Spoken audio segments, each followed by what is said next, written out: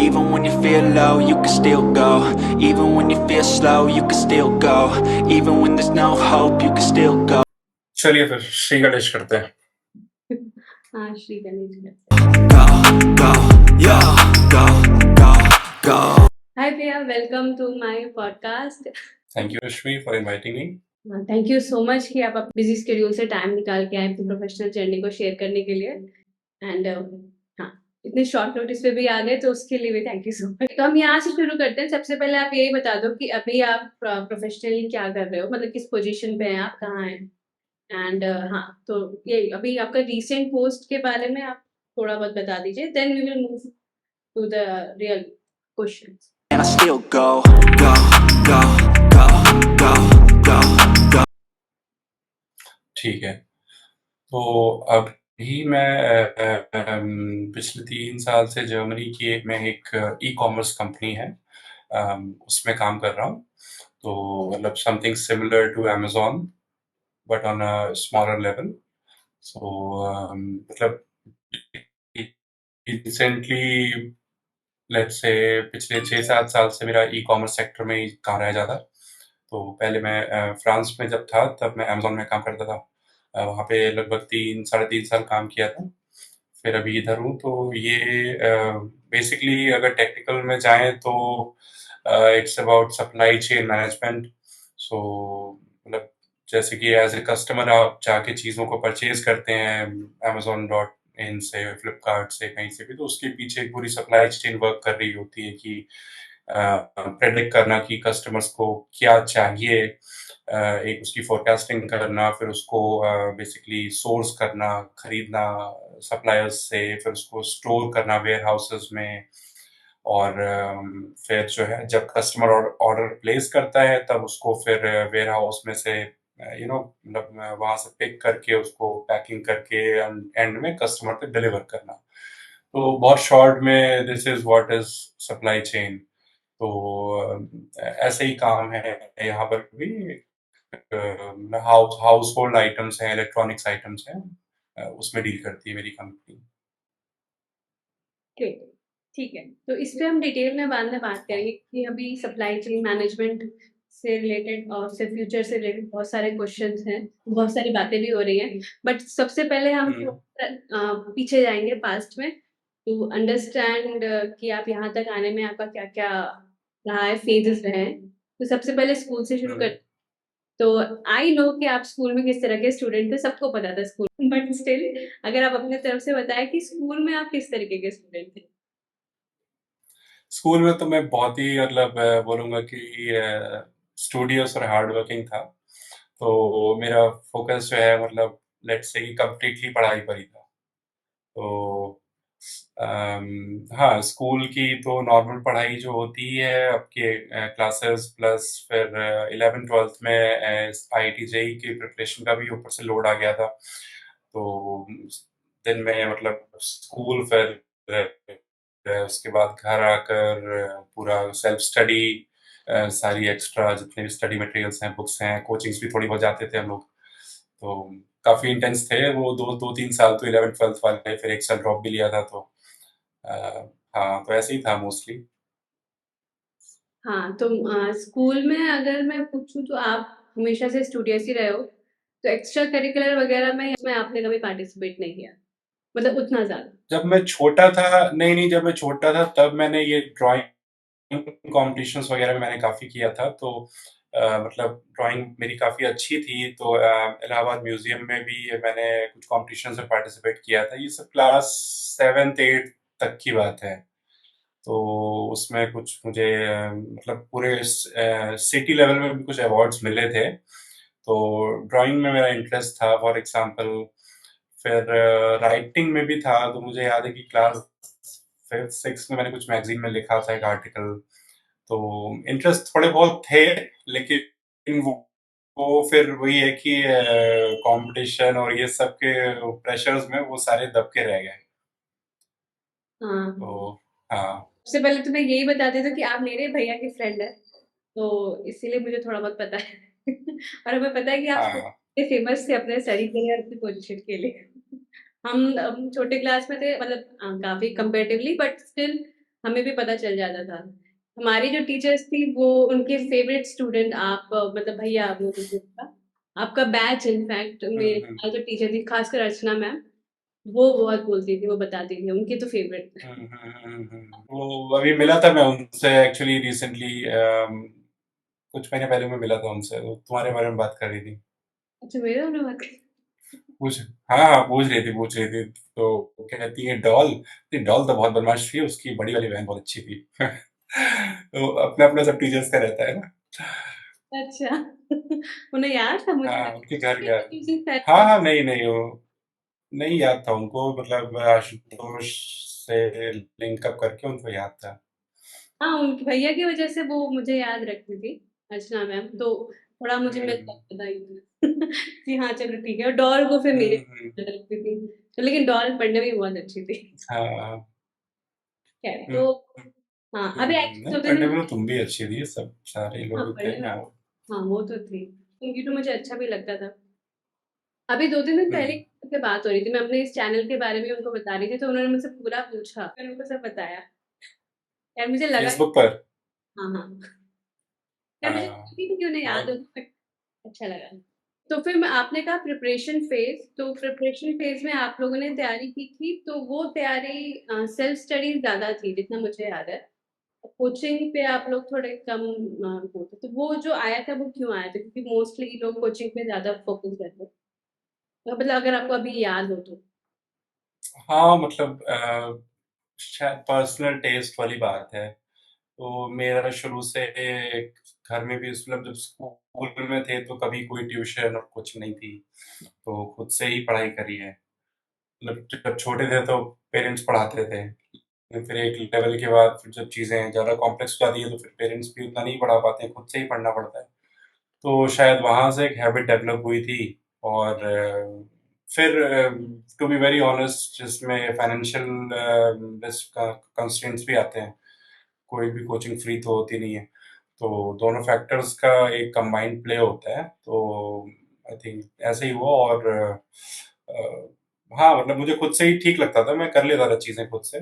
और फिर दो चार दोस्त थे, मतलब जैसे आशुतोष हो गया, और भी कुछ लोग थे जो कि सब सेल्फ मोटिवेटेड थे। इसमें सेल्फ मोटिवेशन बहुत इंपॉर्टेंट है, आई थिंक, कि आप ट्रैक लूज कर जाओगे तो। लेकिन हाँ, ये है कि था खुद से मोटिवेशन, प्लस कंपनी अच्छी थी, दो चार लोग जो भी थे मोटिवेटेड और इंटेलिजेंट थे, तो मतलब साथ में मिलके चीज़ें हो जाती थी।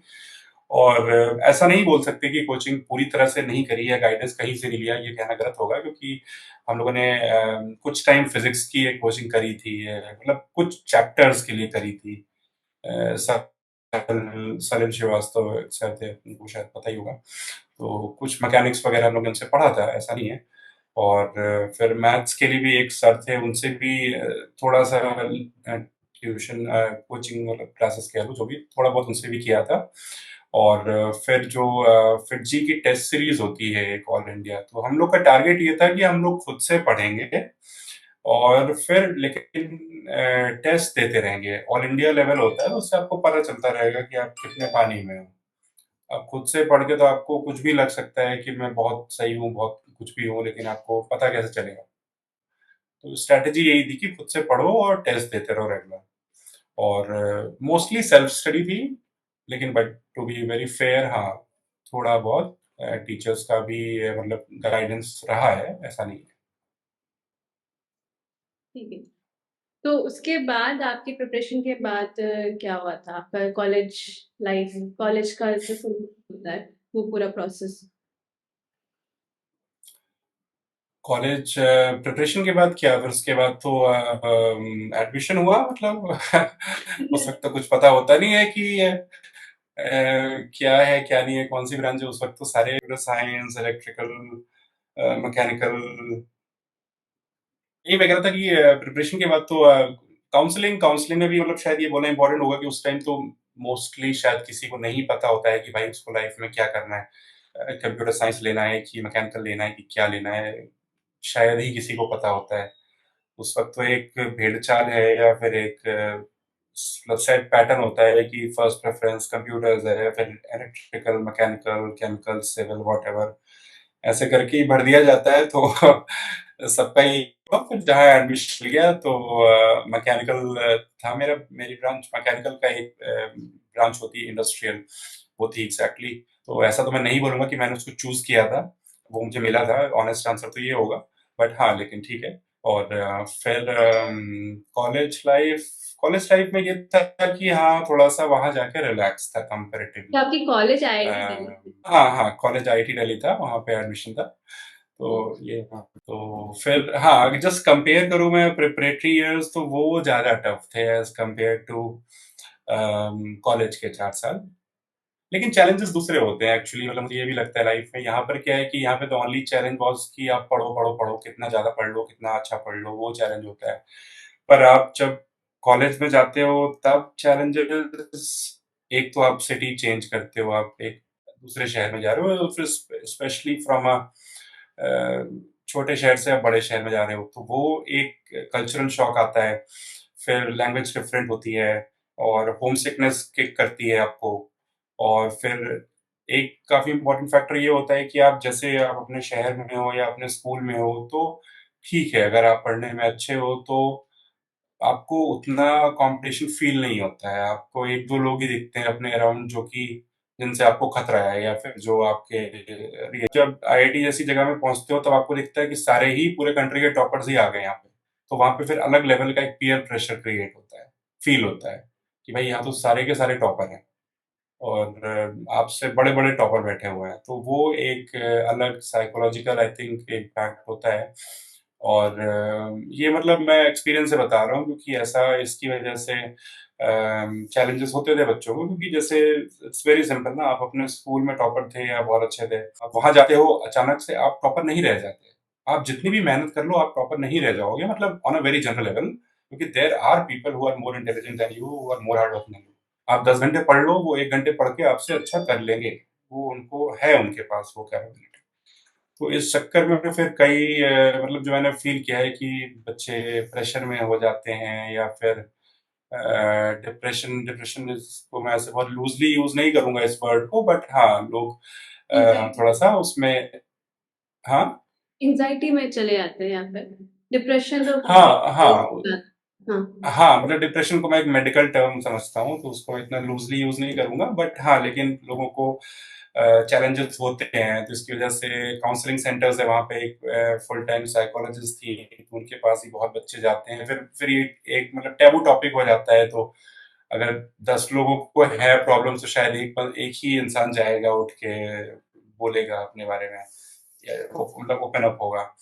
तो ये भी शायद इम्पोर्टेंट है यहाँ पे हाईलाइट करना कि ऐसी मतलब प्रीमियर जगहों पे आप जाओ तो ये भी चैलेंजेस होते हैं। बट अदरवाइज काफी अच्छा था, मतलब अच्छे जो भी है, मतलब स्टडीज अच्छी थी। वहां जाके एक्स्ट्रा करिकुलर काफी आप इन्वॉल्व हो जाते हो।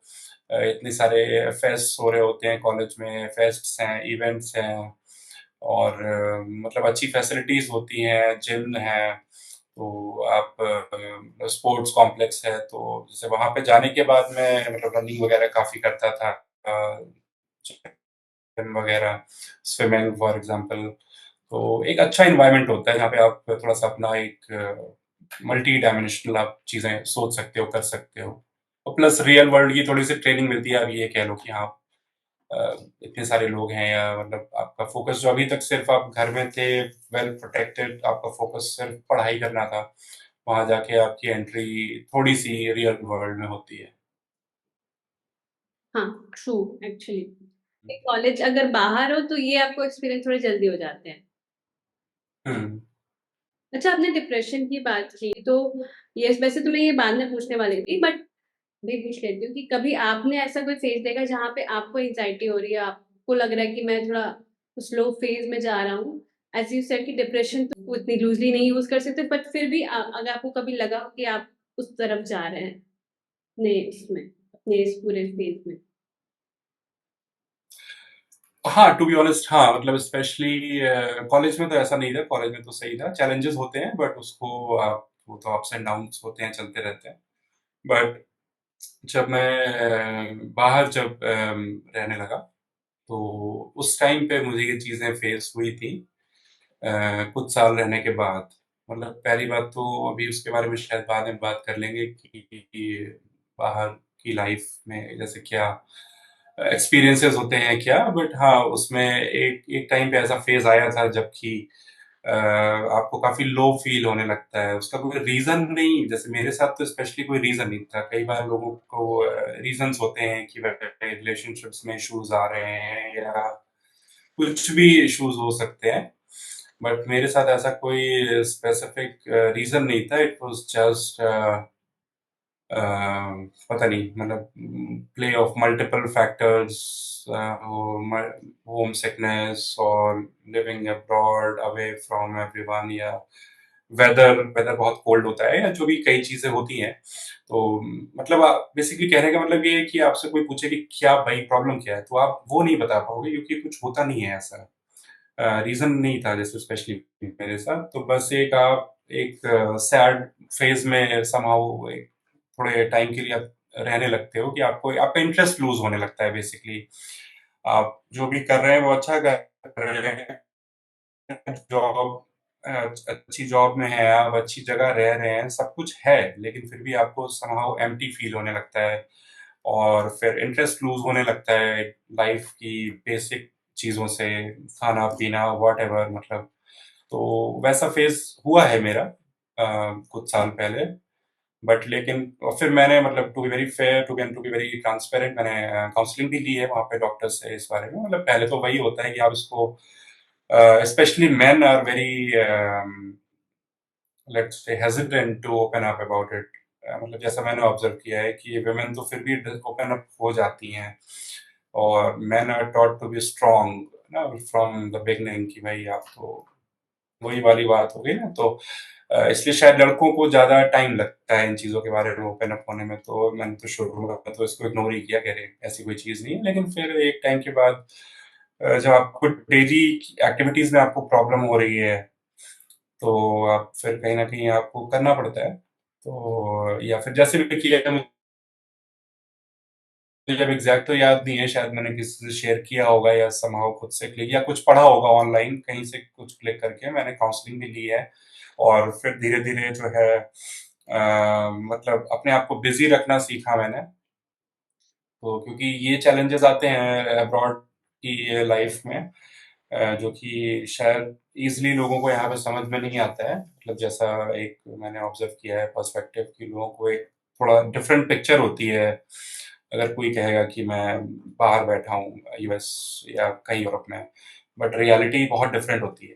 तो यहाँ पर क्या होता है कि आपके अराउंड लोग होते हैं, तो आपको अगर आपके पास कोई सीरियस हॉबी नहीं है तो भी आपका काम चल जाता है क्योंकि बहुत सारे लोग होते हैं, आपका टाइम पास हो जाता है। और वहां पे ऐसा नहीं है, वहां पे अगर आप कुछ नहीं करोगे तो आप एक तरह से लूज वर्ड में आप पागल हो जाओगे। तो आपको कुछ ना कुछ हॉबी, और हॉबी का मतलब सीरियस हॉबी, हॉबी का मतलब ऐसे नहीं कि टीवी खोल ली, सीरियस हॉबी आपको डेवलप करनी पड़ेगी। तो तो वैसे फिर हाँ मैंने थोड़ा सा ज्यादा कह सकते हो कि बाहर निकलना शुरू किया, कुछ वहाँ पे मीटअप्स होते हैं, लैंग्वेज सीखना शुरू किया, रीडिंग में थोड़ा ज़्यादा टाइम इन्वेस्ट करना शुरू किया। और योग में मेरा इंटरेस्ट पहले से भी था, कॉलेज के टाइम से भी, पर उस टाइम से मैं थोड़ा ज़्यादा उसको लेके सीरियस हुआ। तो इस तरह से फिर मैंने टैकल किया चीज़ों को, और ओवरऑल मुझे लगता है कि एक लर्निंग एक्सपीरियंस है वो, सबके साथ ही होता है मतलब शायद, पता नहीं लेकिन हाँ। आज के टाइम पे तो सबके साथ ही हो रहा है कि कहीं ना कहीं हाँ। वो फेज आ जा रहा है जहाँ पे आपको फील हो रहा है कि कुछ लैक कर रहा है आपकी लाइफ में। तो अच्छा, हाँ। इसी से जुड़ा हुआ एक और चीज होती है, गॉड मेरे लिए, मतलब मैं जोड़ती हूँ इसको इस चीज से, religion, religion as an God. तो क्या आप उसी, या तो आप इस बात पे, मतलब गॉड वाला बात होता है मोस्टली जो इंडियंस होते हैं वो हमेशा से ही मानते हैं, बट फिर एक टाइम आता है कई लोगों की लाइफ में कि वो ज्यादा मानने लगते हैं। तो वो टाइम आपकी लाइफ में आया था क्या आप ज्यादा मानने लगे, या फिर आप शुरू से ही ज्यादा मानते थे? अगर मैं रिलेशन पूछूं गॉड से तो आपका कैसा था? तो देखो इसका मतलब इस बारे में कई बार मेरी बातें हो चुकी हैं जैसे दोस्तों से के बीच में। तो बहुत ऑनेस्ट आंसर इसमें ये है कि जब छोटे थे, छोटे इन द सेंस कि लेट्स से इनफैक्ट जब तक कॉलेज भी, ग्रेजुएशन भी कंप्लीट किया तब तक भी और स्कूल में, घर में भी मुझे ऐसा लगता है कि मतलब ये बिल्कुल ओपन सेल्फ रियलाइजेशन वाली बात है कि ऐसा लगता है कि बस कस्टम्स फॉलो करते थे। हुँ। घर में जो भी पूजा हो रही है, वो बस करते थे। कुछ सच में ज़्यादा सिग्निफिकेंस पता नहीं था और ना कभी सोचा था उसके बारे में, ना कभी बताया भी गया था शायद। बस ये होता है कि हाँ, ये कर लो, ये कर लो, ये कर लो, ये कर लो, हो गई पूजा। है ना? ये माँग लो, वो माँग लो और ऐसे ही एक कस्टम्स आप फ़ॉलो करते रहते हैं। तो कोई सच में उसको भक्ति नहीं कहा जाता शायद, कहा जा सकता मेरे मेरे अंडरस्टैंडिंग से। तो वही करते थे काफ़ी टाइम तक तो। लेकिन फिर और शायद इसका एक रीज़न ये भी है कि हो सकता है गलत मैं बोल रहा हूँ, बट शायद साइंस बेस्ड एजुकेशन होने का भी एक आउटकम है कि हम लोग बहुत ही ज़्यादा लॉजिकली सोचने लगते हैं कि जो दिख रहा है वही है, जो नहीं दिख रहा है वो कैसे हो सकता है। समहाउ शायद ये भी एक कंट्रीब्यूटिंग फैक्टर होता है। तो एक टाइम पे शायद मतलब मैं बहुत स्ट्रॉन्ग वो कोई मतलब एंटी नहीं था, बट शायद मैं कस्टम्स फॉलो करता था, पर कहीं ऐसा कुछ स्ट्रॉन्ग नहीं था मन में कि हाँ, कोई है। ठीक है, मतलब बहुत ही लूज़ या बहुत ही कम ध्यान था इन चीज़ों की तरफ। तो एंटी नहीं बोलूँगा, बट हाँ, कोई अच्छा फॉलोवर या भक्ति का तो ज़ीरो था, मतलब उस टाइम पे केवल वही कस्टम्स ही थे। एक हाँ, तो वो हाँ, हाँ, हाँ, मैं यही कह रहा था कि हाँ, ऐसे ही था मतलब शुरू से, और शायद साइंस बेस्ड एजुकेशन का भी ये एक आउटकम है। मतलब कि उससे आप समहाउ उस तरफ ज़्यादा ध्यान नहीं देते इन चीज़ों की तरफ। और लेकिन हाँ, फिर जैसे-जैसे लाइफ आगे बढ़ती है, आपको फेलियर्स भी आते हैं आपके पास। शायद सक्सेस और फेलियर्स का भी रिलेशन है, और प्लस फिर एक टाइम के बाद ये रियलाइज़ होता है कि सब कुछ आपके हाथ में नहीं है। एक आप जब तो छोटे रहते हैं या इमैच्योर रहते हैं, ऐसा लगता है कि हाँ, मैं ज़्यादा मेहनत करके ये भी कर सकता हूँ, वो भी कर सकता हूँ, आई कैन डू व्हाटएवर।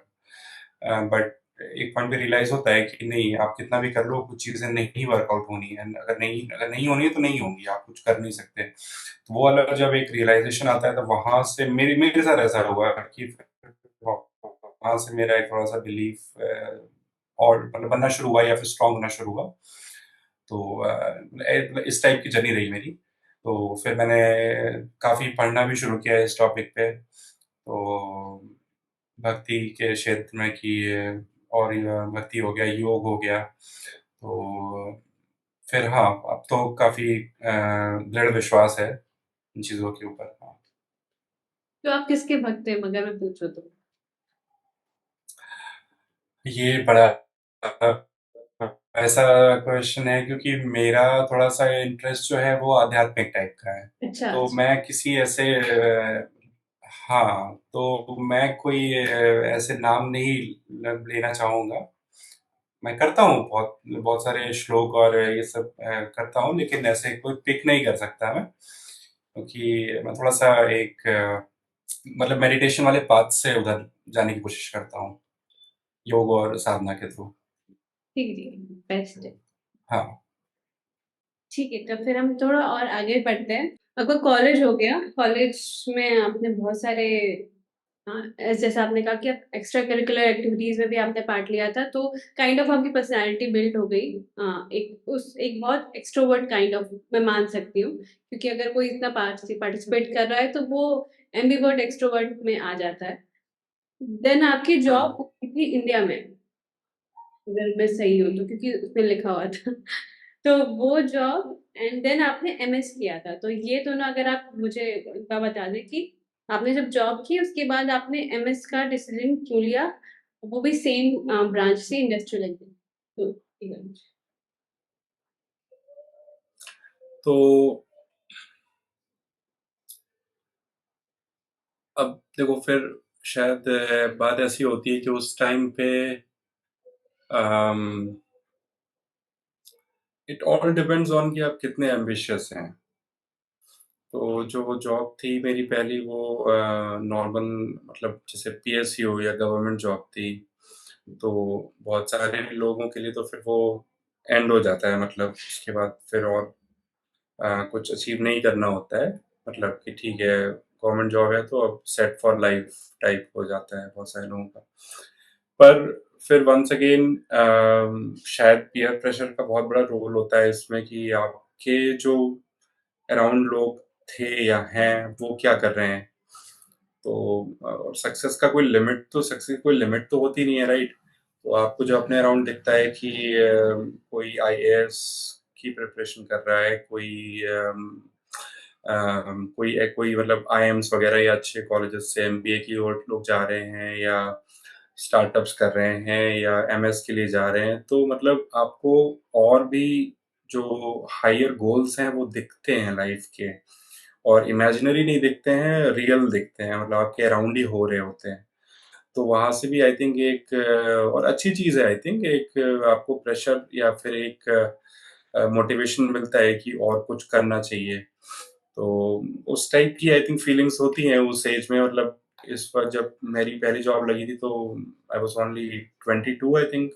उस वक़्त ज़्यादा आपको अंडरस्टैंडिंग तो होती नहीं है दुनिया की।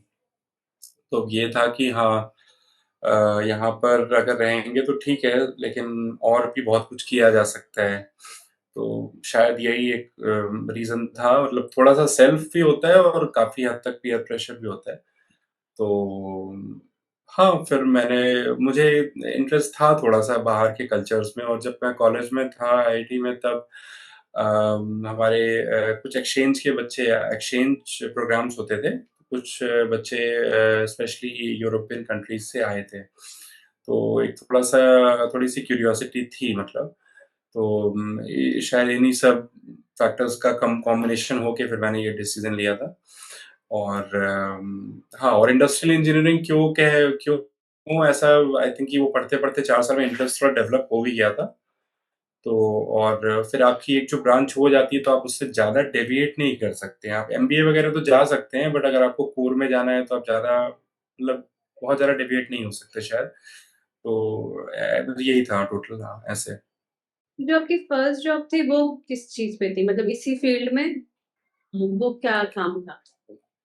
जब इंडिया में जॉब थी? हाँ, इंडिया में। हाँ, तो वो एक पीएसयू थी, बीएचईएल। तो उसमें पावर प्लांट इंडस्ट्री के इक्विपमेंट्स बनते हैं, जैसे कि टरबाइन्स हो गए, कंडेंसर्स हो गए। फिर ये पावर प्लांट्स में लगते हैं तो फिर पावर जनरेट होती है। तो वो काफ़ी कोर काम था, मतलब मैकेनिकल फील्ड का। मेरा स्पेशली वहाँ पे जो काम था वो इंजीनियरिंग डिपार्टमेंट में था। तो जैसे कि इंजीनियरिंग डिज़ाइन्स बनाना, या थोड़ा शायद प्रोजेक्ट प्लानिंग का, मतलब काफ़ी टाइम हो गया इसलिए पूरा याद नहीं है, बट थोड़ा-सा प्लानिंग का भी काम था। ऐसी चीज़ें थी। ठीक। तो फिर हम एमएस की तरफ जाते हैं। फिर आपने एमएस किया था, मतलब एमएस आप कर रहे हो और साथ में आपकी मैंने देखी थी इंटर्नशिप थी statistical as a statistical analyst, and then एक कॉन्ट्रैक्ट काम। हाँ, तो एक कॉन्ट्रैक्ट जॉब थी। तो वो पूरा प्रोसेस कि आपने एमएस जब इंडस्ट्रियल इंजीनियरिंग से की तो वो कितना डिफरेंट था बीटेक से? पहले तो यही हो गया, एंड हाँ, उसके बाद वहाँ का कैसी आपकी जर्नी रही थी, मतलब जॉब किया? तो यहाँ पर जब बीटेक था तो वो लेट्स से कि ऑफ कोर्स बीटेक ज़्यादा लंबे ड्यूरेशन का होता है, तो ज़्यादा सब्जेक्ट्स होते हैं। बट मास्टर्स थोड़े ज़्यादा स्पेशलाइज्ड होते हैं, फोकस्ड होते हैं। तो वहाँ पर जो कोर्सेज़ थे वो ज़्यादा लॉजिस्टिक्स, सप्लाई चेन मैनेजमेंट, इन पे फ़ोकस थे। जो कि मुझे अच्छा भी लगता है, मतलब कोर मैकेनिकल मुझे उतना ज़्यादा इंटरेस्ट नहीं आता था। और प्लस मैथमेटिकल इंटरेस्ट तो मेरा शुरू से ही था। और प्लस फिर एक टाइम पे, मतलब जब जैसे मुझे पता चला कि हाँ, इस फील्ड में इसकी भी काफ़ी रिक्वायरमेंट है एनालिटिक्स फील्ड्स की। तो फिर मैंने उन चीज़ों पे भी काम करना शुरू किया। तो जो अभी आपने बोला कि स्टैटिस्टिकल एनालिस्ट, तो वो भी अ, मतलब थोड़ा-सा वही पार्ट है कि उससे स्टैटिस्टिकल टूल्स सीखने को मिल गए। और हाँ, और ड्यूरिंग मास्टर्स आल्सो बहुत सारे ऐसे प्रोग्राम, मतलब थे कोर्सेज़, असाइनमेंट, जिसमें कि आप प्रोग्रामिंग पे या एक्सेल एक्सेल जैसे कि बहुत ही हल्का-फुल्का यूज़ करते थे हम लोग पहले, लेकिन एक अच्छे लेवल पे एक्सेल में भी डेवलपमेंट हुआ। और थोड़ा-सा और ये भी एक फैक्टर है कि जो ये कॉन्ट्रैक्ट जॉब लिखा हुआ है, ये पार्ट ऑफ लाइफ होता है मतलब अब्रॉड की लाइफ में। तो जैसे यहाँ पर तो क्या होता है कि बच्चों की एजुकेशन पेरेंट्स स्पॉन्सर करते हैं। मोस्टली तो ऐसा ही होता है, या फिर लोग खुद से भी लोन लेके शायद जाते हैं एक लेवल के बाद एमबीए वगैरह करने के लिए। बट बाहर जाके मैंने ये ऑब्जर्व किया कि वहाँ का कल्चर काफ़ी डिफरेंट है। मतलब बाहर ऐसे बहुत जनरल हो जाएगा बोलना, बट लेकिन ठीक है, यूरोपियन कल्चर एटलीस्ट बोल सकते हैं, या फिर वेस्टर्न यूरोपियन बोल सकते हैं। तो वहाँ पे बच्चे जो हैं आफ्टर स्कूल घर से मूव आउट कर जाते हैं। तो और पेरेंट्स भी यही चाहते हैं कि बच्चे मूव आउट करें, मतलब इट्स इट्स बोथ वेज़। तो और फिर उसके बाद जब कॉलेजेस में एडमिशन लेते हैं, ज़रूरी नहीं है कि सारे बच्चे कॉलेज में एडमिशन लें, ऐसा भी ज़रूरी नहीं होता। बहुत लोग डिप्लोमा या फिर वोकेशनल ट्रेनिंग कुछ भी करते हैं, मतलब इम्पोर्टेंट पॉइंट नहीं है यहाँ पे। इम्पोर्टेंट ये है कि वो लोग 18 17, 18, 19 पे मूव आउट कर जाते हैं घर से। उसके बाद फिर वो अपने एक्सपेंसेस खुद से चलाते हैं, तो वो डिपेंडेंट नहीं रहते पेरेंट्स पे। तो कोई कहीं भी पढ़ रहा होगा, मेरी यूनिवर्सिटी जैसे वहाँ पर भी काफ़ी अच्छी यूनिवर्सिटी थी जहाँ से मैंने एमएस किया है। तो बच्चे अच्छी जगह पढ़ रहे हैं, अच्छे कोर्सेज़ में। ये इट्स ट्रू, अगर कोई एमआईटी में भी पढ़ रहा है, तो भी आप देखोगे कि वो दिन में पढ़ाई कर रहा है और शाम को मैकडॉनल्ड्स में काम कर रहा है। तो हाँ। It's very, very common. हाँ, तो जो कि हमारे कल्चर में ऐसा भी नहीं है। तो तो वहाँ से भी वो आया था एक कि हाँ, एक अच्छी चीज़ लगी मुझे कि लोग खुद से मेहनत करते हैं, सेल्फ डिपेंडेंट बनते हैं, और प्लस एक्सपेंसेस सीधी-सी बात है, मतलब लिविंग कॉस्ट ऑफ लिविंग काफ़ी ज़्यादा होता है बाहर, तो आपको खर्चे कहीं से तो चलाने हैं। तो ऑड जॉब्स करने से अच्छा है कि आप कुछ ऐसा कर लो कि जिसमें कुछ थोड़ा आपके सीवी में भी ऐड अप हो रहा है। हुँ। बच्चे न्यूज़पेपर बाँटते हैं फॉर एग्ज़ाम्पल, रेस्टोरेंट्स में काम करते हैं, सब कुछ करते हैं, और कुछ भी करने में कोई शर्म की बात नहीं है। पर हाँ, लेकिन ये कि हाँ, मेरा इसमें ज़्यादा था। मैंने थोड़े मतलब ये सब काम ऑड जॉब्स न्यूज़पेपर बाँटना वगैरह मैंने बहुत थोड़े टाइम के लिए किया था फॉर एग्ज़ाम्पल। तो आपने किया था? बाकी यही सब किया था। हाँ। हाँ, हाँ, मैंने किया है। तो मज़ा आया होगा। हाँ, थोड़े टाइम के लिए किया था, लेकिन वहाँ का बहुत डिफ़िकल्ट है, मतलब इतनी ठंड होती है, मतलब रात को 1-2 बजे उठना पड़ता है। फिर इतनी बर्फ़ में आप जाओ 5 बजे से पहले ही न्यूज़पेपर घर के में होने चाहिए उनके लेटर बॉक्स में 5 साढ़े 5, तो काफ़ी टफ़ जॉब होती है वो। मुझे पहले बहुत लगता था देख-देख के, जब टीवी पे आपको देख-देख के लगता है ना कि कभी मैं भी करती। बट हाँ, फिर तो कभी हुआ नहीं मुझसे। लेकिन हाँ, इंटरेस्ट वगैरह रहता था कि इसमें मज़ा आएगा, कभी एक दिन हुँ, करना। हुँ। हाँ, मैंने बहुत थोड़े टाइम के लिए किया था, फिर मैंने कहा नहीं-नहीं, इससे पूरी नींद खराब हो जाती है, पैटर्न पूरा डिस्टर्ब हो हाँ, जाता है। वैसे मतलब मुझे 1 ही 2 दिन हाँ, करना था, बट ऐसा कोई वो नहीं था। हाँ। बट अच्छा एक एक्सपीरियंस हो जाता है।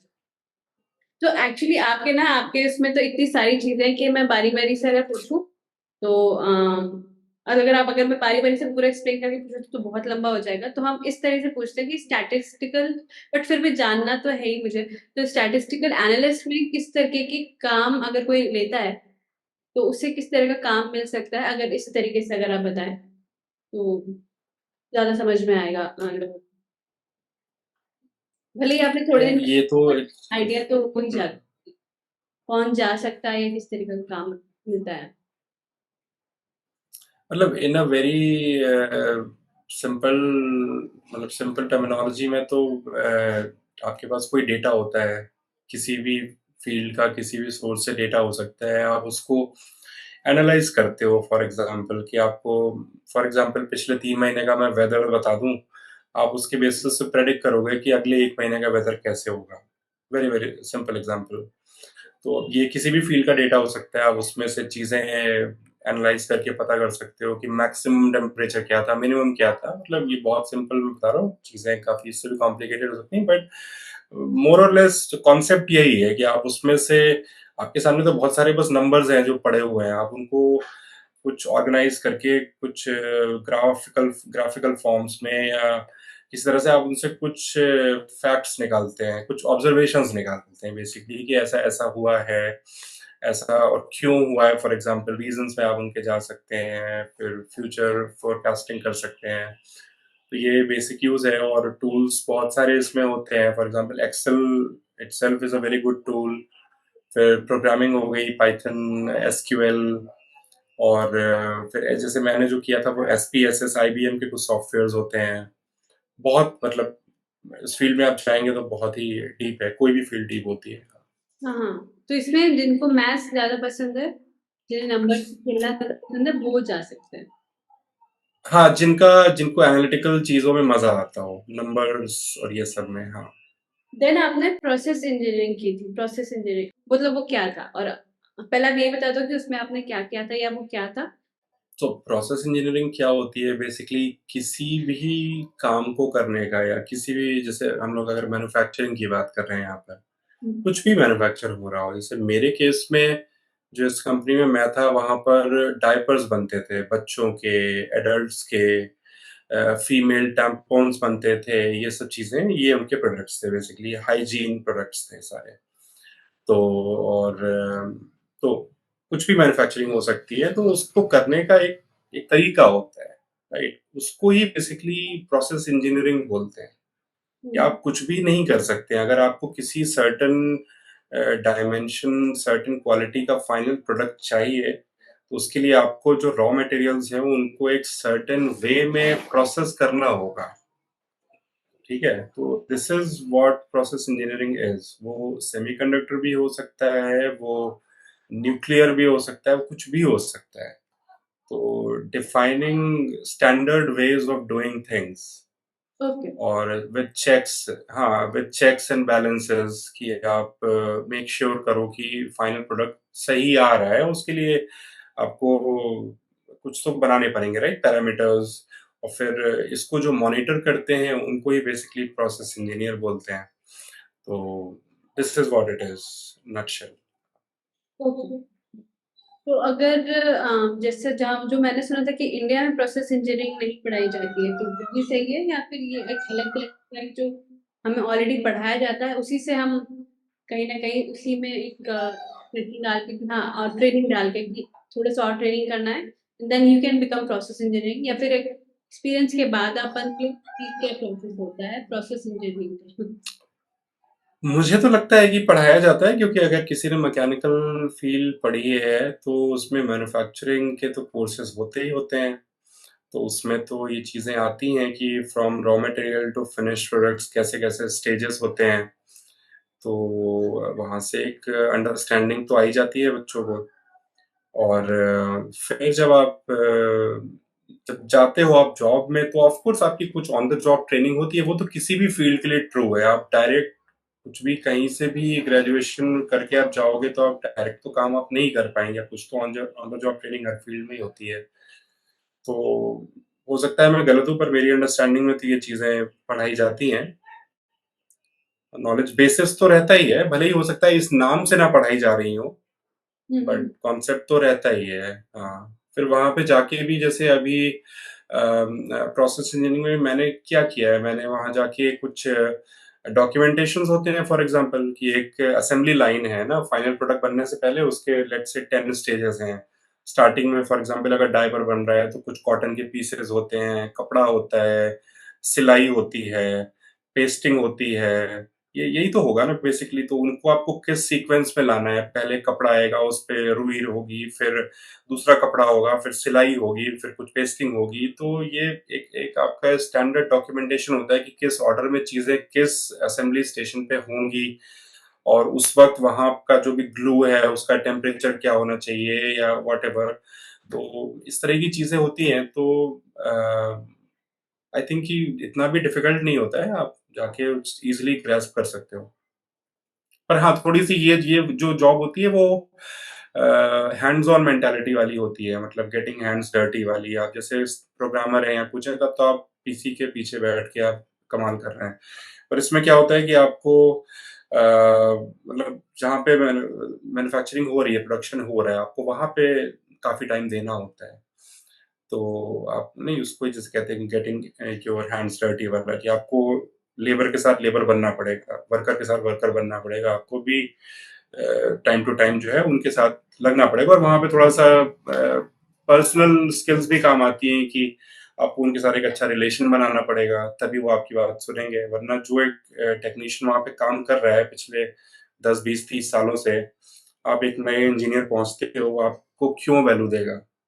It's very, very normal psychology, उसको सब पता है कि कैसे होता है। वो 30 साल से यही कर रहा है।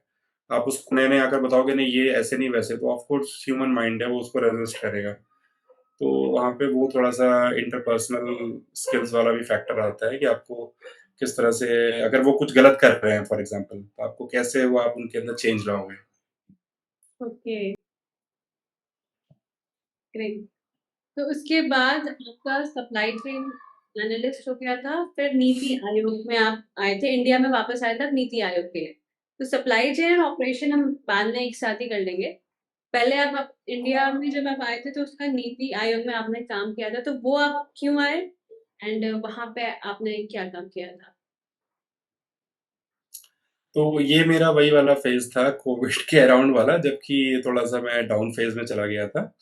मुझे ज़्यादा समझ में नहीं आ रहा था कि आगे क्या करना है लाइफ़ में या क्यों करना है इनफैक्ट, क्यों was a bigger question in my mind.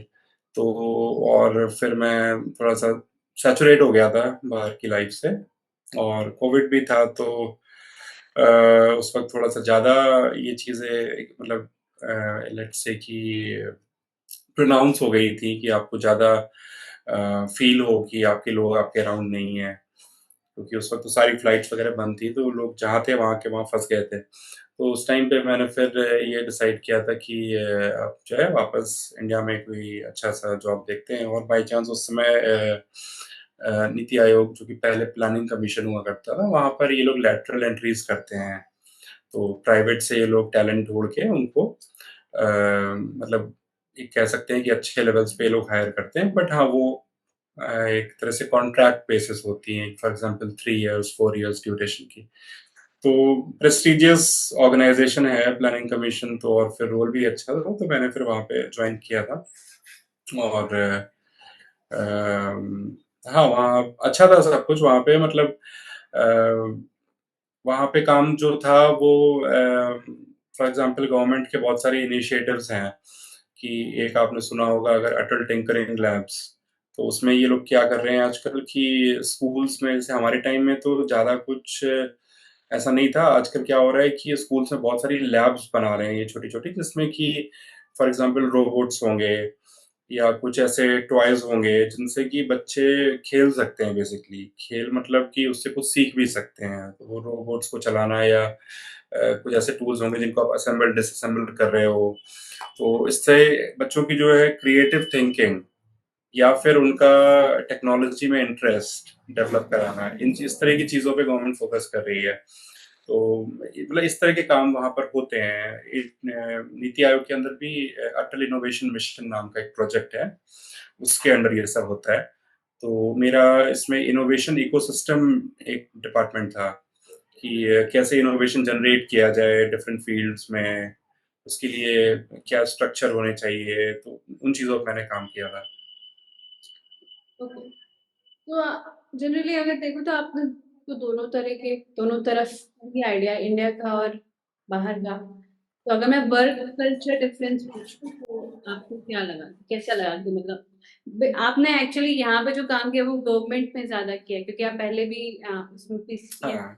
यहाँ पे भी आप गवर्नमेंट में थे। तो प्राइवेट का तो आपका नहीं पता हो, मतलब पता है अब, लेकिन आपको पता तो चल ही गया होगा, आसपास के लोगों से पता चल जाता है, आपके फ्रेंड्स होंगे। तो अगर मैं वर्क कल्चर डिफरेंस पूछूं तो आपको क्या लगा कि कहाँ का अच्छा है, या फिर सारी चीजें छोड़ के सिर्फ वर्क कल्चर? इसमें तो मतलब बहुत क्लियर आंसर है कि मतलब यूरोपियन वर्क कल्चर बेटर है। मैं सिर्फ यूरोपियन बोल रहा हूँ यहाँ पे, मतलब बाहर नहीं बोलूँगा। तो वहाँ पे मतलब क्या है कि रिस्पेक्टफुल ज़्यादा है, ऐसे बोल सकते हैं। वर्किंग आवर्स कि मतलब स्ट्रॉन्ग लॉज़ हैं प्लेस में, आप ऐसे किसी से 12-12 घंटे आप ग्रिल नहीं करवा सकते लोगों को, और ना ही लोग करते हैं। कोई नहीं करता, जब आपका मैनेजर खुद ही नहीं करता तो वो आपसे कैसे एक्सपेक्ट करेगा। तो इन जनरली जो वर्क कल्चर है वो इस पे फ़ोकस करते हैं कि आप अपनी पर्सनल लाइफ़ को भी टाइम दो, मतलब ये मेक श्योर करते हैं। और जितना मुझे इंडिया का अभी तक समझ में आया है या जो सुना है, उसमें यही लगता है कि शायद यहाँ भी ये चीज़ें कम हैं। आपकी पर्सनल लाइफ़ की वैल्यू मतलब शायद बहुत कम ही रहती है, वो प्राइवेट में शायद बहुत ही कम हो जाती है। तो काम, काम, काम ही रहता है और मुझे ये भी लगता है कि काफ़ी इनएफ़िशिएंट होता है काम शायद। मतलब मैंने वहाँ पर देखा है कि लोग 7-8 घंटे में भी अच्छा काम डिलीवर कर रहे हैं और यहाँ पर लोग अगर 12 घंटे बैठे हैं तो भी वो बीच में शायद टाइम पास कर रहे हैं या जो कर रहे हैं और कई बार मतलब दोनों चीज़ें हैं, या तो आपको जो कंपनी का कल्चर है वो फ़ोर्स कर रहा है कि आप देर तक काम करो, या फिर लोग खुद भी इनएफ़िशिएंट होते हैं, वो देर तक काम करते रहते हैं और वो उस लूप में फँस जाते हैं और फिर वो ब्लेम करते हैं कि वर्क कल्चर खराब है, तो शायद दोनों चीज़ें होती हैं। पर हाँ, in general to answer your question, European work culture ज़्यादा हेल्दी है, प्रमोट्स कि भाई आप अपने लिए, अपनी फैमिली के लिए लाइफ मतलब टाइम दें। हाँ, हाँ, एक्चुअली मतलब मैंने उतना तो नहीं किया बट मैंने देखा है कि जो काम बहुत जल्दी हो सकता है मतलब हाँ, फिर पहले तो खींच देंगे और फिर हाँ, वो जो आपने कहा कि वो लेट हो ही जाता है ऑफ़िस में, काम का जो हाँ। एक्चुअल टाइम बहुत कम होता है, जो टाइम पीरियड होता है। बाकी तो बस फ्री होती है, बाकी इधर-उधर घूमना, जितना मैंने देखा हुँ, था। सर्विस बेस्ड कंपनी थी बट आई गेस मोर और लेस सब हुँ, मिल गई। हुँ। और कई लोगों ने प्लानिंग का भी डिफरेंस आता है कि शायद हम लोगों में, या फिर हम लोगों में कह लें, या फिर हमारे वर्क कल्चर में प्लानिंग जो है उसकी इम्पोर्टेंस उतनी खास है नहीं। मतलब लोग ध्यान नहीं देंगे शुरू में और फिर एंड में एकदम से पुश मार के फटाक से सोचेंगे पूरा कर दें, और उसमें ही फिर ये होगा कि कोई एक इनपुट मिसिंग है, फिर किसी और को बोलेंगे भाई ये चाहिए या वो चाहिए, है ना? तो ये जो पुअर प्लानिंग की वजह से फिर वो एक प्रेशर खुद के ऊपर भी क्रिएट करते हैं और जो कलीग्स हैं उनके ऊपर भी क्रिएट करते हैं। हाँ, ट्रू। और लाइफ़स्टाइल डिफरेंस पूछो तो आपको कहाँ की लाइफ़स्टाइल मतलब एज़ अ इंडियन हमेशा लोगों को यहीं की अच्छी लगती है बट स्टिल आप कहाँ का प्रेफ़र करते हो? लाइफ़स्टाइल से क्या मतलब है? आप lifestyle is a very general term. General in the sense lifestyle मतलब डेली लाइफ़ अगर आपको किस तरह की जगह अच्छी लगती है। लाइफ़स्टाइल एक्चुअली हाँ, 2 चीज़ हो जाती है। लाइफ़स्टाइल में एक आपका वो भी आ जाता है, अगर अब जो मनी वाला मनी फेज़ भी आ जाता है, लेकिन लाइफ़स्टाइल इन द सेंस कि आपको कहाँ रहना अच्छा लगता है या फिर कैसे माहौल अच्छा लगता है, इस टाइप से मैं लाइफ़स्टाइल पूछ रही थी कि अच्छा, हाँ, तो माहौल तो नो डाउट यहाँ का अच्छा लगता है क्योंकि यहाँ का बहुत लाइवली है, वाइब्रेंट है और एक आपका भावनात्मक जुड़ाव होता है, तो यहाँ पर आपके लोग हैं और कल्चर है, इतने हमारे त्योहार हैं, इतने सारे, कुछ ना कुछ हमेशा होता रहता है। हाँ। और फिर फूड है, तो फूड फेस्टिवल पीपल ओवरऑल यहाँ का नो डाउट बहुत ही मतलब हमारे लिए एटलीस्ट, हम लोगों के लिए या मेरे लिए एटलीस्ट, तो यहाँ का नो डाउट एनी डे यहाँ पर बेटर है। यहाँ पे कि आप ज़्यादा सुकून फ़ील करते हैं, वो जो चीज़ है या ज़्यादा एन्जॉय करते हैं। बट लेकिन हाँ, प्लस माइनस हैं यहाँ के और वहाँ के। अब मतलब फिर वही है कि अब अगर ऑब्जेक्टिव पैरामीटर्स जैसे जितनी चीज़ें मैंने इसके पहले बोली वो ज़्यादा इमोशनल चीज़ें हैं या फीलिंग बेस्ड हैं। बट अगर आप ऑब्जेक्टिव पैरामीटर्स में जाएँगे तो फिर लोग बात करते हैं कि इंफ्रास्ट्रक्चर अच्छा हो, ठीक है, रोड्स हैं, ट्रेन्स हैं, हवा, पानी शुद्ध है कि नहीं है। तो इन चीज़ों में फिर जो डेवलप्ड कंट्रीज़ हैं वो बहुत आगे हैं। तो आप मतलब मैं वैसे आपको साफ हवा। आपके पूछ रही थी हाँ, कि आप अगर कुछ टाइम बाद अगर आपको शिफ्ट होना हो मतलब शिफ्ट होना तो दूसरा क्वेश्चन हो गया लेकिन ये मेरा नॉर्मल था कि आपको लाइफ़स्टाइल कहाँ की ज़्यादा अच्छी लगी? बट मुझे इतना जहाँ आपसे बात करके समझ में आया था मुझे पता चल गया था कि आपको इंडिया का ही अच्छा लगा, आपको इंडिया में ही अच्छा ज़्यादा लगता है। बट हाँ, वर्क इज़ हुँ। जो आपको पुश करता है फिर वहाँ वापस जाने में। हाँ, वर्क और प्लस जो ऑब्जेक्टिव क्वालिटी ऑफ लाइफ है वो वहाँ पे बेटर है। अच्छा, हाँ, हाँ, मतलब इंफ्रास्ट्रक्चर बेटर है, जैसे मैंने बोला, आप सेफ्टी है, तो कनेक्टिविटी, तो आप अच्छे से रह सकते हो, किच-किच नहीं है, तो वो चीज़ें होती हैं। तो कूल, कुछ प्लस है, कुछ माइनस है, हमेशा ऐसे ही रहता है। ठीक है। ठीक है, तो फिर लास्ट एक्चुअली ये मैं बाद में रखूँगी, पहले हम इसके बाद कर लेते हैं कि supply chain analyst and operational manager, मुझे ख्याल से ये दोनों चीज़ एक-दूसरे का वही है, मतलब ऑपरेशन मैनेजर शायद इसके बाद में आता होगा, जो और मोर बस हाँ, उसमें ही हाँ, वो ले मतलब ये 2-3 लेवल 2 लेवल आप कह लो या उसका ही आगे का स्टेप है वो। तो इस चीज़ जैसे आपने शुरू में ही बता दिया सप्लाई चेन एनालिस्ट मतलब सप्लाई चेन में क्या होता है, तो अब ये पूरा अभी आपका जो रीसेंट जॉब है वो ऑपरेशन मैनेजर है। तो इसमें हम सिर्फ इसी की बात कर रहे थे, सप्लाई चेन मैनेजमेंट क्या होता है, ऑपरेशन मैनेजमेंट वही 2 लेवल आप तो इसको आप एक में बता दीजिए। एंड देन हम उसकी थोड़ा-सा फ्यूचर पे बात कर लेते हैं कि इसकी जो फ्यूचर टेक्नोलॉजी है जिस पे लोग अब काम कर सकते हैं, वो क्या हो? पहले आप ये बता दीजिए फिर हम तो ये तो बेसिकली जो मैंने पहले भी समराइज़ किया था वही टॉपिक है कि एक सप्लाई चेन होती है from end to end sourcing करी जाती है स्टफ की, मटेरियल्स की या फिर उनको प्रोड्यूस किया जाता है कहीं पर। फिर उसको वही स्टोर करते हैं और फिर कस्टमर ऑर्डर आने पर निकाल के आप उसको बेचते हैं बेसिकली। बहुत सिंपल लैंग्वेज में यही है। तो तो यहाँ पे जो मेरा काम है वो जो वेयरहाउसेज़ हैं उसमें मतलब उसका जो मैनेजमेंट पार्ट है कि हम लोग जो भी सामान सोर्स करके ला रहे हैं वो वेयरहाउसेस को सही टाइम में, सही क्वालिटी में, सही जगह स्टोर कर रहे हैं और क्योंकि एवरीथिंग कॉस्ट्स मनी राइट? तो जो जितना भी लोग काम कर रहे हैं उसमें भी उसको उस पूरे प्रोसेसेस को एफिशिएंट होना पड़ेगा ना कि जैसे 1 घंटे में फॉर एग्ज़ाम्पल 50 यूनिट हमारे स्टोर हो रहे हैं या पिक हो रहे हैं या पैक हो रहे हैं। तो इन चीज़ों को मॉनिटर करना बेसिकली।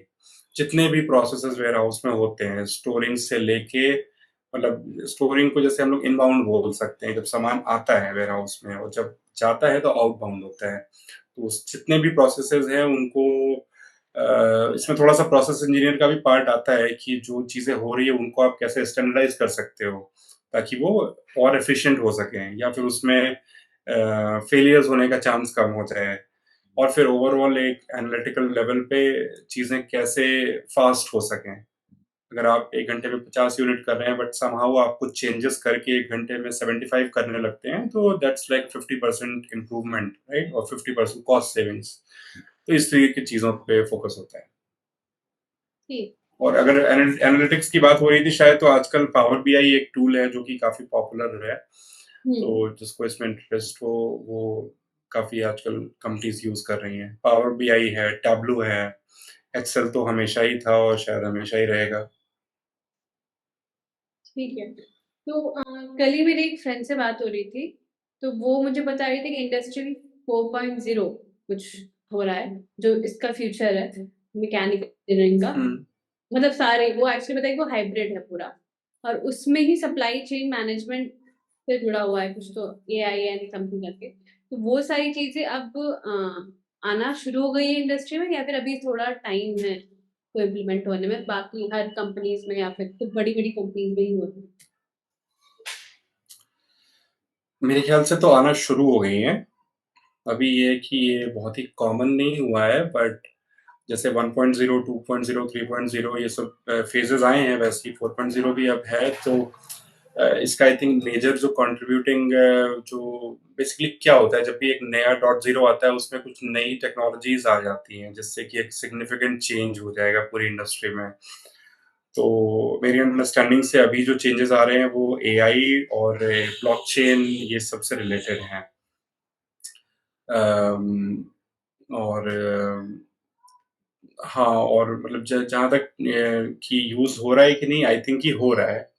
हुँ। जितना मैं देख रहा हूँ कि हाँ, लोग कर रहे हैं इन चीज़ों का यूज़ फॉर एग्ज़ाम्पल एक डिमांड फ़ोरकास्टिंग होती है कि कंपनीज़ कस्टमर्स को क्या चाहिए और कितना चाहिए, है ना? जब उनको पता होगा तभी तो वो उस चीज़ को मँगा के सोर्स करेंगे, राइट? तो इसके लिए भी अभी तक तो केवल ये एनालिटिकल टूल्स चलते थे। पर अब जो है एआई इसमें हेल्प कर रहा है, तो इट कैन एक्चुअली मतलब मैंने इस फ़ील्ड में ज़्यादा मेरी बहुत डीप नॉलेज नहीं है, but on a concept level I think कि जितना आपको डेटा से एनालाइज़ करके इन्फॉर्मेशन मिल सकती है, उससे ज़्यादा आपको एआई दे सकता है। वो शायद फ्यूचर बेस्ड कुछ डेटा जनरेट करके और कुछ प्रेडिक्शंस कर सकता है कि जो नहीं अभी है आपके सामने, वो भी आपको वो बता सकता है समहाउ या इंडिकेशन दे सकता है। इस तरह की चीज़ें हैं। फिर उसके अलावा लेट्स से कि digitalization is a very big topic. Uh, digitalization है हाँ, and automation in supply chain. तो ये 2 हाँ, चीज़ ऑटोमेशन हुँ, हाँ, तो इसमें बेसिकली क्या हो रहा है कि सारे प्रोसेसेस को जितना हो सके ऑटोमेट करने की मतलब एक कोशिश है और जैसे फॉर एग्ज़ाम्पल ऐसे कह सकते हैं कि जैसे मेरा काम सप्लाई चेन से रिलेटेड रहा है तो इसलिए मेरे एग्ज़ाम्पल्स वहाँ से ज़्यादा होंगे। जब जैसे कोई भी सामान वेयरहाउस में आता है तो उसकी अनलोडिंग होती है, जब इनबाउंड प्रोसेस में उसको अनलोड करके फिर स्टोर किया जाता है। तो अभी तक ये सारा काम जो है मैनुअल होता था। ट्रक्स आती हैं, ट्रक्स ओपन करके कोई उसको ले जो वर्कर्स होते हैं वो चढ़ के सामान उतारते हैं, रखते हैं। लेकिन अब क्या हो रहा है कि ये काम ऑटोमेटेड गाइडेड व्हीकल्स या रोबोट्स वो कर लेंगे। तो ट्रक्स आएँगी, ट्रक्स एक डेज़िग्नेटेड स्पॉट पे जाएँगी, रोबोट अपने आप उस स्पॉट पे जाएगा और उस पूरे जो ट्रक बेसिकली ट्रक नहीं वो ट्रेलर्स होते हैं, तो वो उसको ऑटोमैटिकली वहाँ से अनलोड करके और वो वेयरहाउस के अंदर तक उसको स्टोर कर देगा। मतलब not exactly in the storing shelves but inside. और मतलब बहुत सारी चीज़ें हैं, जैसे कि कस्टमर ऑर्डर आता है, तो अभी तक क्या होता है कि एक जो वर्कर होता है, वो जाके अच्छा ये सामान का ऑर्डर है, तो वो उसको जाके ढूँढ के वहाँ से उठा के निकाल के लाता है। इसकी जगह भी अब रोबोट्स आ गए हैं कि रोबोट वो पूरा जो आपका वेयरहाउस का स्ट्रक्चर होगा, वो पूरा रोबोटाइज़्ड होगा। उसमें आप रोबोट के पास ऑर्डर जो भी लिस्ट है, वो जाएगी डिजिटल फॉर्म में, उसको पता है कि कहाँ जाना है, वो वहाँ मूव करके जाके उस शेल्फ ऊपर-नीचे, लेफ्ट-राइट व्हाटएवर वहाँ से उसको पिक करेगा, अपने जो भी बिन होगी या उसका स्टोरेज उसमें स्टोर करेगा और लाके वो जहाँ पे पैकिंग एरिया है, वहाँ पे उसको लाके पहुँचाएगा। तो इस तरह की चीज़ें बहुत रियल है, हो रही हैं। तो ये है कि हाँ, हो सकता है कि अलग-अलग कंट्रीज़ में अभी अलग-अलग स्टेजेज़ में है, बट यूरोप में तो मैंने देखा है कि ये चीज़ें हो रही हैं पॉपुलर और हैं, मतलब ऐसा नहीं बोल सकते कि बहुत कम है, ठीक-ठाक हैं, पर और ग्रो कर रही हैं। राइट। तो आई गेस इंडिया में भी कुछ हाँ, टाइम लगेगा लेकिन आई गेस आ ही जाएगा। हाँ। मतलब अभी हो गया है आई थिंक जितना भी हमें पूछना था। अगर आपको अपनी तरफ से कुछ अपनी तरफ से कोई ऐसा कुछ बताना हो? अब मैं अपने आप से क्या बताऊँ अलग से? हुँ, ये सबसे डिफ़िकल्ट क्वेश्चन है, जब क्वेश्चन नहीं होता है तो। ये तो वैसे ज्ञान देने वाली बात हो जाएगी लेकिन अ, लेट्स से कि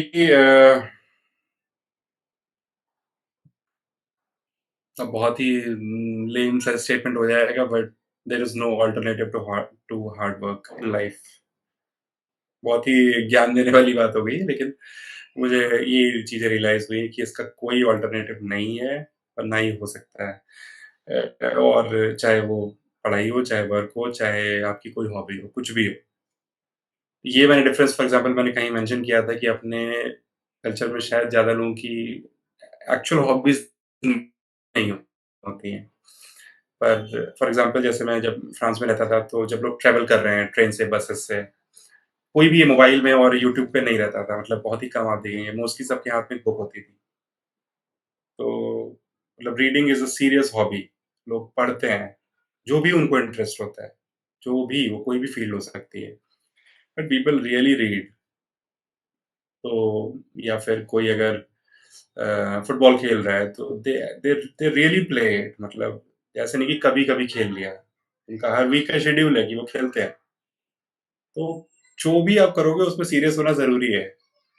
इसके अलावा और कोई ऑप्शन नहीं है लाइफ में। राइट। बस यही था।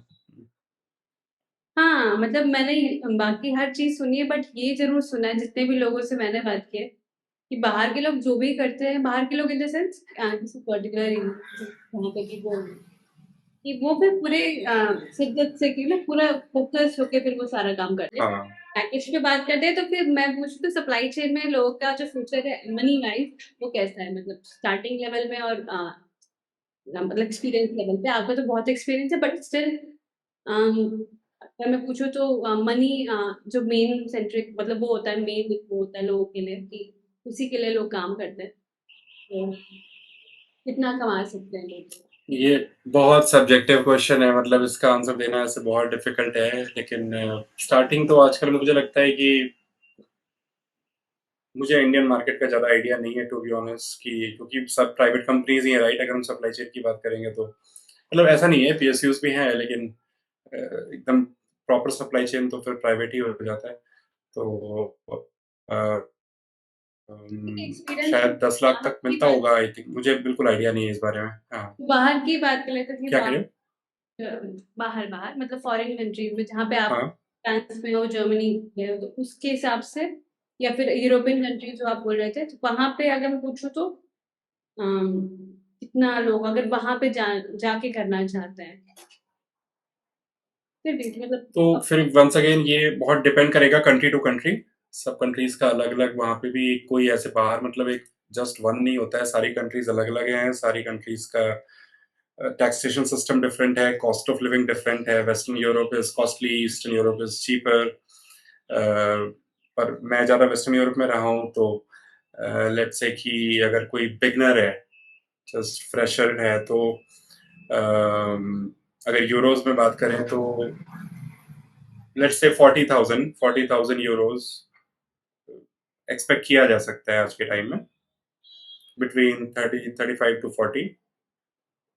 तो लेकिन उसको यहाँ पर ये गलती बिल्कुल मत करना कि उसको 100 से या 95 से, लेट्स से 100 एज्यूम कर लेते हैं, 1 euro is equal to 100 INR। उसको 100 से मल्टीप्लाई करके ये समझ लेना कि वो 40 लाख है। ये इससे बड़ी बेवकूफ़ी नहीं हो सकती। तो वो 40,000 यूरोज है, वो 40 लाख रुपए नहीं है। दोनों में बहुत डिफरेंस है, क्योंकि आप वहां पे रहोगे, वहां पे कमाओगे, वहां का टैक्स दोगे और वहां पे खर्च करोगे। तो इट्स नॉट, अगर आपको एक्चुअल में कंपेयर करना है तो you have to use the purchasing power parity concept, PPP, triple P logic होता है, उससे आप कन्वर्ट कर सकते हो। तो then you will actually see कि भाई ओके, अगर मुझे यहाँ पे 15 लाख मिल रहे हैं लेट्स से, तो कितने मिलने चाहिए to have the same standard of living in, for example Germany, for example France. तब आपको फिर वो एग्जैक्ट नंबर पता चलेगा। It will be much more than जो आप सोच रहे हैं। तो क्योंकि टैक्सेशन बहुत हाई। ट्रू। तो आपको एज अ आपको कौन सी कंट्री ज्यादा अच्छी लगी बाहर के, मतलब बाहर जहाँ जहाँ आप गए वहां पे? हम्म अगर जैसे ब्यूटीफुल की बात करें तो तो जहाँ आपको लेट्स अच्छा से लगा, या फिर आपका कि इसका टाइम, कुछ भी हो सकता है। देखो, मैं 3 कंट्रीज में रहा हूँ, ठीक है, घूमा मैंने बहुत सारी कंट्रीज को है, तो जो घूमा है उनके बारे में मैं ज्यादा से ज्यादा क्या बोल सकता हूँ कि सुंदर लगा नहीं लगा, राइट, फूड कैसा था, बहुत लिमिटेड ही बोल सकता हूँ। और लेकिन हाँ, जहाँ पे रहे हो आप वहाँ उसके बारे में आप ज्यादा बोल सकते हो। तो मुझे पर्सनली फ्रांस ज्यादा अच्छा लगा है, क्योंकि थोड़ा सा उनका कल्चर टॉकेटिव है। तो वो लोग बात करना, डिस्कस करना, और थोड़ा सा उस तरह ज़्यादा मतलब जो कि हमारे कल्चर में भी काफ़ी होता है, तो वो थोड़ा उसके क्लोज हो जाता है। People are very willing to talk about things, joke about things. आपको शोर सुनाई पड़ता है, आप ट्रैवल कर रहे हो ट्रेन्स में, बसेस में या रोड्स पे या कहीं, आपको नॉइज आएगी कान में कि लोग बातें कर रहे हैं। ये बहुत स्ट्रॉन्ग डिफरेंस है। फॉर एग्जांपल आप जर्मनी में या स्वीडन में, वहाँ जर्मन और स्वीडन कल्चर, स्वीडिश कल्चर काफ़ी सिमिलर है।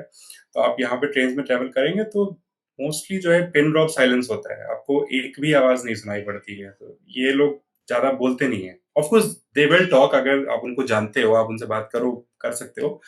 बट इन जनरल थोड़ा सा कल्चरल डिफरेंसेस हैं, और फूड वगैरह भी फ्रांस का बेटर है एज कम्पेयर टू यहाँ का, तो इसलिए शायद, और वेदर वाइज भी, तो मुझे तो बेटर लगा वो। हाँ। ओके, ठीक है भैया। तो अभी इतना ही था। एंड मुझे आपकी जर्नी जान के तो एक्चुअली बहुत अच्छा लगा, एंड आई होप बाकियों को भी बहुत सारी नॉलेज मिलेगी आपसे, आपकी पूरी जर्नी से। थैंक यू सो मच कि आपने अपनी प्रोफेशनल जर्नी और पर्सनल भी काइंड ऑफ आपने यहाँ पे शेयर किया लोगों के साथ, मेरे साथ। तो हाँ, आपको अपनी तरफ से कुछ बोलना है तो आपको कैसा लगा? मुझे बहुत अच्छा लगा। Thank you so much for inviting me, और इतने रीडिंग करके, मतलब homework, you are ready with some very good questions which help to cover a lot of topics। और क्योंकि ऐसे तो क्लूलेस हो जाते हैं ना कि आप जस्ट बोलो तो फिर आदमी क्या बोलेगा। तो अच्छा था, थैंक यू फॉर दैट। और बढ़िया लगा मुझे। और good luck, you are doing great work, continue. I hope to see more and more great videos from you. हाँ, हाँ, श्योर आ जाएँगे। अभी तो मैं नया-नया मैकेनिकल इंजीनियरिंग पढ़ रही हूँ और इंडस्ट्रियल इंजीनियरिंग तो मुझे मज़ा आ रहा है। नई-नई चीज़ें पता चल रही हैं मुझे। मतलब पढ़ रही हूँ नहीं, तो बढ़िया है। ऐसे लोगों से बात कर रही हूँ तो फिर अपने उसके आप बाद हाँ, समझ में आ जाता थोड़ा है। सा तो बैकग्राउंड रिसर्च करना पड़ता है। हाँ। हम पढ़ना तो थोड़ा पड़ता ही है। और अभी मतलब अभी 2 चीज़ें मुझे ये पता चली कि मैकेनिकल इंजीनियरिंग एक तो लोगों का इंटरेस्ट जा रहा है, आजकल के बच्चे नहीं ले रहे उसे। और दूसरी ये पता चल रही है कि नई मार्केट आ रही है, जिसके बारे में अभी पता नहीं है, मतलब इतने ज़्यादा वो नहीं है। हम्म। मार्केट से एक नया फॉर्म मैकेनिकल इंजीनियर का, जो शायद हाइब्रिड फॉर्म में होगा with computer science and other branches. वो अभी आने में हाँ, टाइम वो वही चीजें हैं एक्चुअली जो इंडस्ट्री 4.0 का इम्पैक्ट है। वो ना हाँ, डिजिटलाइजेशन हो गया, ऑटोमेशन हो गया, इन चीजों का भी उसमें। क्योंकि अगर सिर्फ किसी ने सिर्फ ट्रेडिशनल मैकेनिकल इंजीनियरिंग पढ़ी हुई है तो वो फिट नहीं हो पाएगा जो नया, जो आने वाला, जो अपकमिंग मैकेनिकल या फिर और इंटरेस्ट मैन्युफैक्चरिंग सप्लाई चेन है। हाँ। एक नई इंडस्ट्री आ रही है काइंड ऑफ, क्योंकि हमारे यहाँ हम्म। इंडिया में भी बहुत नई नई कंपनीज खुल रही हैं, फैक्ट्रीज खुल रही हैं जो पहले नहीं थी, काइंड ऑफ सेमीकंडक्टर और भी तरीके की। अभी मेरे हम्म। पास इतनी नॉलेज है तो अभी मुझे इतना ही पता है, इसी में हो रहा है। हाँ, नहीं, सेमीकंडक्टर इज अ वेरी मतलब बूमिंग सेक्टर फॉर इंडिया, जो कि अभी तक हम लोग उसमें उतने स्ट्रॉन्ग नहीं थे, पर अब हो रहा है, आई थिंक। हाँ। हाँ, मतलब हमारे पीएम ने अगर इसको स्पेसिफिकली बोला है तो ये थोड़ा इम्पोर्टेंट भी हो जाता है एज अ कंट्री। हाँ। हाँ। एज अ हाँ, सिटीजन हमें थोड़ा क्योंकि हम ध्यान। लोग काफी हेविली डिपेंडेंट है ना इम्पोर्ट्स पे, और काफी इम्पोर्टेंट है बहुत सारी चीजों के लिए। इनफैक्ट मैंने पूरा इसमें ये भी पढ़ा था कि 20 कोविड के टाइम ही जब आप यहाँ आ गए थे, तब सप्लाई चेन मैनेजमेंट का एक ड्रॉबैक हुआ था काइंड ऑफ, वो भी सप्लाई हाँ। सेमीकंडक्टर में ही हुआ था उसका। हाँ। हाँ। हाँ, तो ये भी इसी की वजह से। और उसमें। हाँ, शायद एप्पल का और हाँ, मतलब हाँ, मतलब वो अच्छा, कंटिन्यू। हाँ। तो ये हुआ था तो इसी वजह से भी लोग अब अपने ही देश के कैपिटल फैक्ट्री बनना स्टार्ट कर रहे हैं हर तरीके से, कि आगे कभी ना हो सप्लाई हाँ। चेन। हाँ, ये भी मुझे पता चला कि मुझे तब नहीं पता था, अभी पता चला। हाँ, नहीं, एक्चुअली बिल्कुल सही रीजन है ये कि उस वक्त जब कोविड की वजह से सप्लाई चेन, क्योंकि सारा के सारी डिपेंडेंसी जो थी वो चाइना पे थी, और जब वो चेन वहां से स्टॉप हो गई तो सभी जगह प्रॉब्लम हो गई थी कि लोगों को रॉ मटेरियल नहीं मिल पा रहा था या फिनिश प्रोडक्ट्स भी नहीं मिल पा रहे थे। तो वहां से फिर एक, आई थिंक, ग्लोबल एक शिफ्ट हुआ है कि to become more self dependent, become more resilient. तो लोगों ने, फॉर एग्जांपल, यूरोप में मैंने जो ट्रेंड देखा है कि चाइनीज सप्लायर्स पे डिपेंडेंसी को कम करके और भी जगह डिस्ट्रीब्यूट करना। तो इस तरह की चीजें हुई हैं। वही है। हाँ, आई थिंक अभी तो इसमें बहुत काम बचा है, तो जो इंटरेस्ट है वो वापस मैकेनिकल में आ जाएगा लोगों का कुछ सालों बाद। अभी इंटरेस्ट वाले टॉपिक पे तो मेरा बहुत क्लियर, मेरा ओपिनियन है वो है कि इट्स ऑल इकोनॉमिक्स ड्रिवन। जिस हाँ, दिन मैकेनिकल के पैकेजेस कंप्यूटर साइंस से ज्यादा हो जाएंगे, लोगों का इंटरेस्ट वापस उसमें आ जाएगा। हाँ, वही चीज है। ऐसे ऐसे ही होता है, ऑनेस्ट आंसर यही है, ठीक है। हाँ, ये मतलब ये भी बहुत ही कहीं। कम लोग होंगे कि हाँ। हाँ, रीजन भी यही, वो स्टूडेंट जितने मतलब मैंने देखा वो भी यही है कि कंपनीज ही नहीं है, पैकेज ही नहीं है, तो लोगों का इंटरेस्ट हाँ, सीएस में ही आ जा रहा है। वही। हाँ, तो इट्स ऑल, मतलब जैसे कि अभी आपने कहीं बोला भी ना कि लोग पीएचडी जो है बाहर वो सीरियसली करते हैं, इंटरेस्ट से करते हैं। तो वही बात है ना कि वी कैन नॉट कंपेयर, क्या बोलते हैं, एप्पल्स एंड ऑरेंजेस। तो इकोनॉमीज बहुत डिफरेंट सिचुएशंस में है। वहां पे लोगों के पास वो लग्जरी है कि वो अपना इंटरेस्ट सोच सकते हैं कि उन्हें क्या करना है। हाँ, ट्रू। और यहाँ पे वो ऑप्शन नहीं है आपके पास। जो मार्केट में चल रहा है वही आपको करना है। तो इसलिए हम लोग अभी डेवलपिंग स्टेज में है, वो डेवलप्ड स्टेजेस में है, तो कभी भी आप करंट स्टेट में कंपैरिजन नहीं कर सकते, हाँ, वरना हाँ, कुछ अचीव नहीं होगा। आपको एक हिस्टोरिकल कंपैरिजन करना पड़ेगा। हाँ, वो तो है ही, लेकिन प्रॉब्लम पता है वहां आ जाती है जहां आप अफोर्ड कर सकते हो बट आप फिर भी नहीं कर रहे। तो ऐसे तो ऑब्वियसली बहुत सारे केसेस है जहां लेकिन वो इसलिए होता है आप अफोर्ड कर सकते हो लेकिन नहीं कर रहे क्योंकि आपकी मेंटालिटी ऐसी है, आप लोगों के देख के कर रहे हो। तो वहां पे वो शिफ्ट आ हम्म। कि अगर आप कर सकते हो अफोर्ड तो आप करो उसी तरीके से। तो वो शिफ्ट। हम्म। और अब इंडिया एक्चुअली इतनी स्टेबल थोड़ी बहुत तो हो ही रही है एक स्टेज पे, जहाँ पे आपकी कहते हैं ना कि आपका जो लेवल है थोड़ा-थोड़ा तो बढ़ ही रहा है। अगर आप 10 साल पहले से कंपेयर करो या फिर 15 साल पहले से कंपेयर करो तो अब हमारे जो घर हैं वो ज़्यादा स्टेबल है। मैं नॉर्मल घरों की बात करूँ तो इकोनॉमिक वाइज़ भी और हाँ, अनस्टेबल भी है बट मैं स्टेबिलिटी ज़्यादा मैंने देखी है तो शायद मेरा एक्सपीरियंस रहा है, मैंने उसके हिसाब से बता रही हूँ। अब हम ये चूज़ कर सकते हैं, अब हम नहीं तो कम से कम आने वाली जो जनरेशन है वो चूज़ कर सकती है कि उसे किस तरीके से अपने काम को देखें। तो वही फ़र्क है। अब हम अभी तक का नहीं, हाँ अभी तक का हम कह सकते हैं कि अभी तक हमारा था कि हमें पता ही नहीं था, हम अवेयर ही नहीं थे कि हमको जो आस-पास दिखा हमने उस पाथ को ले लिया। बट आगे ये बहाना चलेगा नहीं क्योंकि इंटरनेट आजकल सबके पास है। सारी चीज़ें सब आपको रिसर्च थोड़ा करके ही आगे बढ़ना पड़ेगा। देन फिर वो ये वाला बहाना नहीं चलेगा जो हम मार सकते थे क्योंकि हमें एक्चुअल में नहीं पता था। बट वही नहीं कि वो तो देखो चेंज तो होता ही है, चेंज ग्रेजुअली आएगा, एकदम फटाक से तो कभी भी नहीं आएगा। बट हाँ, we are on that path. ठीक है भैया, मुझे तो बहुत ही अच्छा लगा आपसे बात करके, मुझे काफ़ी सारी चीज़ें पता चली। आई होप आपको भी अच्छा लगा होगा यहाँ पे सारी चीज़ें बता के। बिल्कुल। नहीं, बिल्कुल, बहुत थैंक यू अच्छा सो लगा। मच आपके इतने सारे टाइम के लिए। ओके भैया, thank you so much, thank you, thank you. ठीक है। Bye bye. Thank you Rashmi, bye. Until you're feeling no more pain. Never slow yourself down, you can do some more. Push past all the pain and you'll find a door. Open it up and finally explore everything that you thought you could never do before. And even when you feel low, you can still go. Even when you feel slow, you can still go. Even when there's no hope, you can still go. I never answer to no, man, I still go.